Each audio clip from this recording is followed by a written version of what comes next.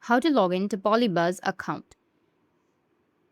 So if you want to log into PolyBuzz account, then what you need to do is first you need to make sure that you have a stable internet connection.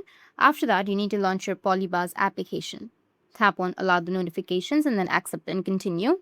Now you can go with your profile. Here you need to tap on login or sign up, which will be on the top, and then you can continue with your Google account if you've already created an account with your Google. And if you want to log in, you can go with continue, or you can also enter your email address as well. So I'll just simply go with the first option. Go and select an account that you've used to create your account. Close the ad, and after a few seconds, your account will be created. If you've not created an account, your account will be created. Or if you've already created and if you want to log in, then you can just simply go with the first option, continue with Google, and you'll be logged into your account. That's it. If you found this video helpful, hit the subscribe button, and thanks for watching.